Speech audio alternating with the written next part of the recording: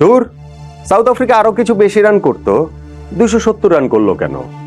320-30 এমনকি 350 করার সম্ভাবনাও তো তাদের ব্যাটিং ইনিংসের সময় ছিল। সো সেটা তারা করতো। তাহলে বিরাট কোহলির সেঞ্চুরির হ্যাট্রিক হওয়ার সুযোগটা তো থাকতো। মানে কোহলি যখন পরপর 2টা বাউন্ডারিতে ম্যাচ জয় নিশ্চিত করে ফেললেন ভারতে 10 ওভারের বেশি হাতে রেখে 9 উইকেটে, ওই সময় তিনি 65 রানে অপরাজিত। তো সাউথ আফ্রিকার স্কোরটা একটু বেশি যদি হতো তাহলেই না সেঞ্চুরির হ্যাট্রিকের সুযোগটা তিনি পেতেন। সেইটা হলো না বলে বিরাট কোহলির কিছুটা মন খারাপ হতে পারে। ভক্ত সমর্থকদের মন খারাপ নিঃসন্দেহে হচ্ছে, বেশি করে হচ্ছে।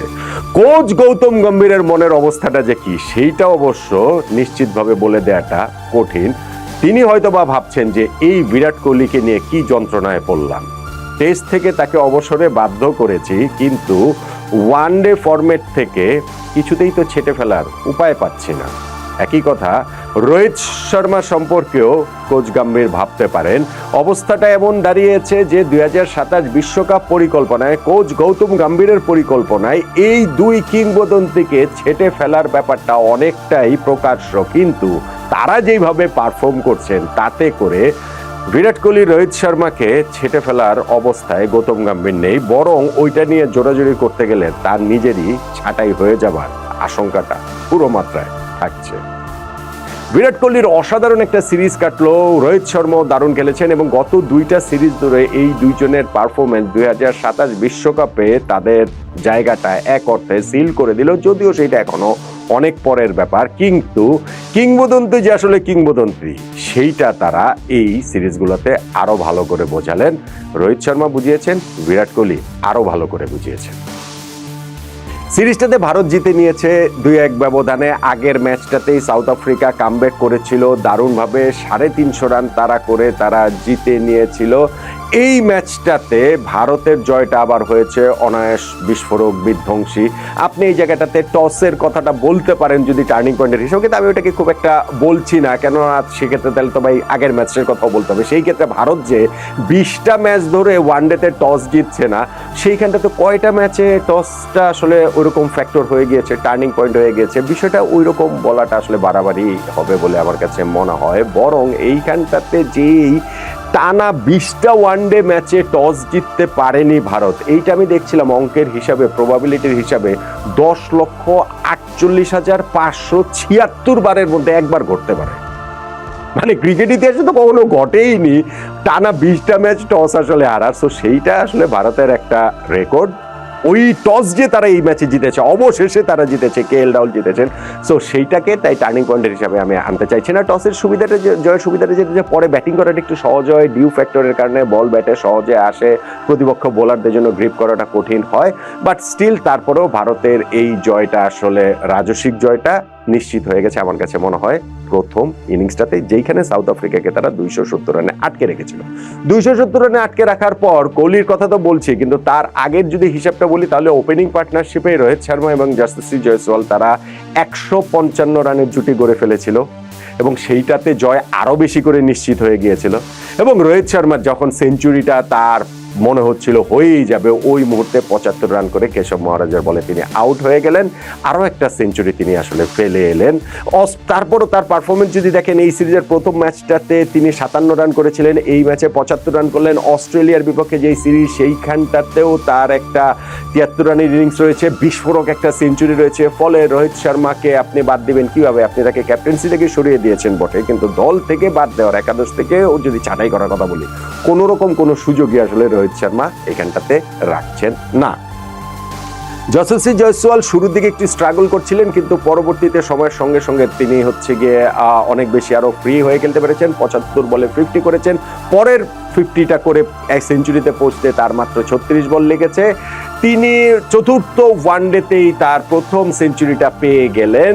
ভারতের ষষ্ঠ ক্রিকেটার হিসেবে 3 ফরম্যাটে, টেস্ট, ওয়ানডে, টি20, 3 ফরম্যাটেই সেঞ্চুরি তার হয়ে গেল। শুভমান গিলের জায়গায় তিনি যখন খেলছেন তখন এই ইনিংসটা তাকে নিঃসন্দেহে, ইনজুর্ড ক্যাপ্টেন আর কি, নিঃসন্দেহে তাকে ওই কনফিডেন্সটা দিবে। এবং এরপরে ওই শুরুতে 155 রানের পার্টনারশিপ রোহিত শর্মার সঙ্গে, তারপরে বিরাট কোহলির সঙ্গে 116 রানের অবিচ্ছিন্ন পার্টনারশিপ, যেইখানটাতে বিরাট কোহলি বলছিলাম যে 45 বলে 65 রান করে নট আউট রয়েছেন। এই সিরিজটাতে 3টা ম্যাচে বিরাট কোহলির রান হচ্ছে গিয়ে 135, 102 এবং অপরাজিত 65, টোটাল 302 রান করেছেন, অ্যাভারেজ 151।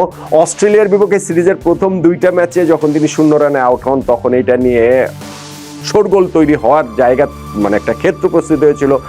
গৌতম গম্ভীর হয়তো বা সুযোগটা পেয়ে যাচ্ছিলেন, কিন্তু লাস্ট ম্যাচে এই 74 রানের অপরাজিত একটা ঝকঝকে ইনিংস খেলে বিরাট কোহলি নিজের ফেরার ঘোষণা দেন এবং এই সিরিজটা তো তিনি কাটালেন রাজার মতো। আরও একবার প্লেয়ার অফ দ্য সিরিজ হলেন, টোটাল ক্যারিয়ারে 22 বারের মতো হলেন, ওয়ান ডে ক্যারিয়ারে 12তম বারের মতো হলেন এবং এই সিরিজে তিনি 12টা ছক্কা মেরেছেন, যেটা ওয়ান ডেতে তার ক্যারিয়ারে কোনো একটা series including Asia cup, world cup সবকিছু মিলে এক সিরিজের সর্বোচ্চ ছক্কা তিনি মেরেছেন। প্রতিনিয়ত যে তিনি নিজেকে চাপিয়ে যাচ্ছেন, ম্যাচ শেষে সেটা বলেছেনও যে গত 2-3 বছরের মধ্যে সবচেয়ে ভালো ক্রিকেটটা আমি এই মুহূর্তে খেলছি। সো এই বিরাট কোহলিকে কিভাবে আসলে আর গৌতম গম্ভীর 2027 বিশ্বকাপ পরিকল্পনার মধ্যে না রাখেন?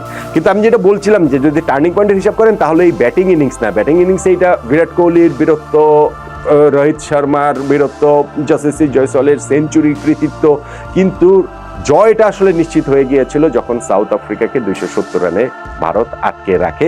এই রানটা আসলে সত্যিকার অর্থে 300+ মানে কি 350 হতেই পারতো। প্রথম ওভারটাতেই তারা উইকেট হারিয়েছে, আর্শদীপ আউট করে দিয়েছেন সেখানে রিকালটনকে, তারপরে একটা সেঞ্চুরি পার্টনারশিপ হয়েছে টেম্বা বাবুমার সঙ্গে, ওইখানটাতে একটা বড় সেঞ্চুরি পার্টনারশিপ হলো, কিন্তু সেই পার্টনারশিপে বাবুমা আউট হওয়ার পর পার্টনারশিপ ব্রেক হয়েছে। তারপরও 28 ওভার শেষে 2 উইকেটে 167 রানে পৌঁছে গিয়েছিল এইখানটাতে সাউথ আফ্রিকা। ওপেনার যে কুইন্টন ডিককের সঙ্গে পার্টনারশিপ হয়েছিল বাবুমার এবং তিনি আসলে এই ইনিংসটা এক সাইড থেকে হেল করে রেখেছিলেন এবং যখন তারা 28 ওভারে 2 উইকেটে 167 রানে পৌঁছায়, ভাই 350 রান তো ওই জায়গাটা থেকে হতেই পারে এখনকার ওয়ান ডে ক্রিকেটের গতি প্রকৃতি যদি আপনি বিবেচনা করেন। ওই সময় প্রসিদ্ধ কৃষ্ণার যে স্পেল সেইটাই আসলে ম্যাচ ঘুরিয়ে দিয়েছে। প্রসিদ্ধ কৃষ্ণা ওইখানটাতে 1 ওভারে তিনি প্রথমত ব্রেটস্কিকে আউট করে পার্টনারশিপটা ব্রেক করলেন, ব্রেক থ্রু দিলেন এবং ওই ওভারটাতে এইডেন মার্কারকে আউট করলেন এবং তারপর সেই স্পেলেই তিনি আউট করেছেন কুইন্টন ডিককে। অবভিয়াসলি ডিকক সেঞ্চুরি করেছেন, ভারতের বিপক্ষে 23 নম্বর ওয়ানডেতে 7 নম্বর সেঞ্চুরি করেছেন, কিন্তু তাকেও আউট করেছেন প্রসিদ্ধ কৃষ্ণা। এই যে একটা স্পেলে যে এই যে 3টা উইকেট তিনি টানা পরপর নিয়ে নিলেন, ওইটাই আসলে সাউথ আফ্রিকা স্কোরটা যে বড় হবে না সেটা নিশ্চিত করেছে। পরবর্তীতে গিয়ে ওই লোয়ার অর্ডার ছেড়ে ফেলেছেন কুলদীপ যাদব, সেইখানটাতে 1 ওভারে ডোয়েল ব্রেভিস এবং মার্ক ইয়ানসনের উইকেটও নিয়েছেন, কিন্তু যে 270 রানে যে তাদের আটকে রেখেছে ওইটাই আসলে ভারতের জয়টা এক অর্থে নিশ্চিত করে দিয়েছে এই সিরিজে। আমার কাছে মনে হয় যেটা আমি বলছিলাম, অস্ট্রেলিয়া সিরিজ এবং এই সাউথ আফ্রিকার বিপক্ষে সিরিজ, এই 2টা সিরিজে বিরাট কোহলি এবং রোহিত শর্মার পারফরমেন্স মোটামুটি নিশ্চিত করে দিয়েছে যে 2027 বিশ্বকাপ তাদের বাদ দিয়ে গৌতম গম্ভীর পরিকল্পনা করলে চলবে না, তাদের ছাঁটাই করার পরিকল্পনা করলে তার নিজেরই ছাঁটাই হয়ে যাওয়ার আশঙ্কার জায়গাটা থাকবে। আর এই ভারতের সিরিজ জয় ম্যাচের টার্নিং পয়েন্টের কথা বলতে গেলে আমি ওই যে টসের কথা বলছিলাম সেটার কথা বলবো না, ওই যে একটা স্পেলের মধ্যেই যে প্রসিদ্ধ কৃষ্ণা তিনি যে 3-3টা উইকেট তুলে নিলেন, সেইটাকেই আমার কাছে ভারতের এই জয়ের টার্নিং পয়েন্ট বলে মনে হয়।